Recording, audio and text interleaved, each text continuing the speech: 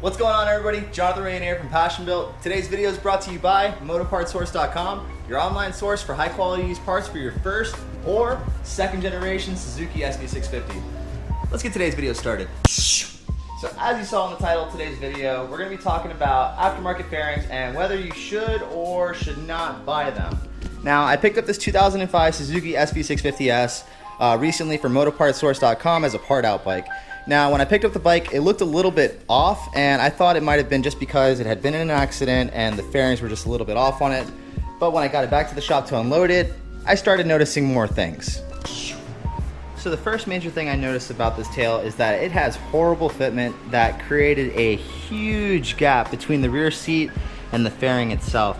I don't know how well that shows up on camera, but I mean, from the side it looks terrible, and like you can see through the other side of the bike from the right side of the bike because of how much gap that there is.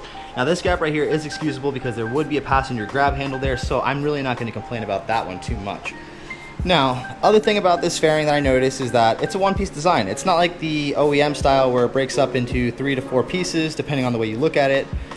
This is just a one-piece design. Now for track day people, they probably love that. For normal people, I guess it's at your discretion. Last thing I noticed was a similarity between the OEM fairings is that I parted out a few of these bikes, and I've noticed that these fairings usually get like some type of like pressure cracking right here in these areas, and this one actually has a pretty huge crack right there. Now that may have been caused because the bike's been dropped at some point, or it just may be a common thing between the two, but other than that, that's the only common thing I could see between the OEM and the aftermarket fairings. So other than that, let's start looking at the front. Alright, to get the front end of the bike started off, we're going to talk about the lower fender. Now, the mold that they used to create this lower fender has some imperfections. You can see it mainly near the hardware area, as it has this little dimpling right here, and it looks like it's just missing some plastic altogether. And this right here is identical on both sides of this fender. Now, when you look at an OEM front fender, you don't actually see any of that dimpling, and it looks more full and flush. So it's very noticeable in person. I guess like maybe from like a 10 foot away from the bike, you wouldn't really notice it too much, but when you do get up close, you do notice it, and it does make your front fender look very cheap. So the last part of this kit I wanted to talk about was the upper fairing. Now, the upper fairing, in all honesty, is really nice. It has no major gapping issues, and it fits very well, even though this bike was in an accident. The instrument cluster surround doesn't have any major gaps. All the hardware lines up very well. The windscreen, even though it has a split on the side, has no major gapping along the edges. I could say this is probably the nicest piece of this set. Now, the one big negative about it is that the molding process on this made the edges look very, very rolled and rounded off, and it makes the bike look a lot less aggressive in person than it actually should. So the last thing I wanted to talk about this whole entire kit was its paint job. Now, these kits on eBay, a lot of them look like they're painted to match your bike. However, if you do read the description of these kits, it says something like, please note, the color of the item may not 100% match with your original OEM paint, as we do not mix paint according to paint codes or color names. So that means that you will be getting a paint that's slightly off from your factory gas tank.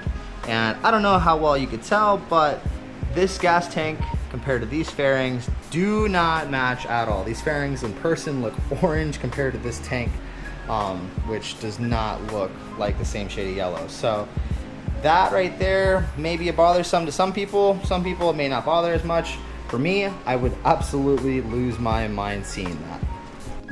Alrighty, so to close out this video, my personal opinion on these fairings and whether or not I would or would not buy them.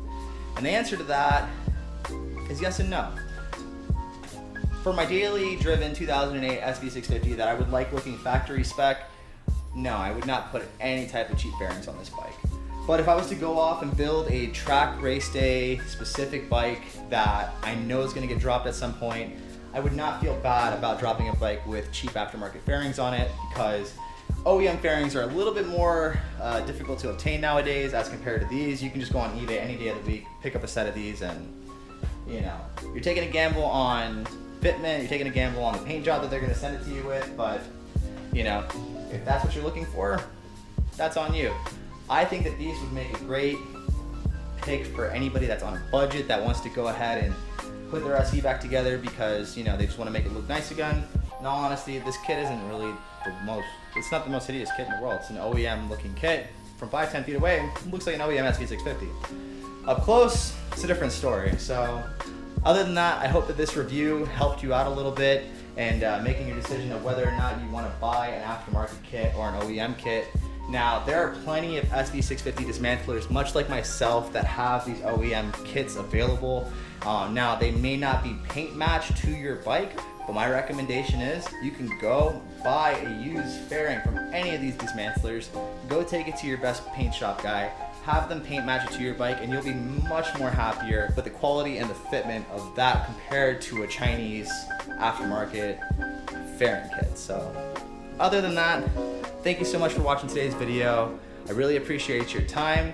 If you guys like this video, please hit that thumbs up and also subscribe for future SV650 related content.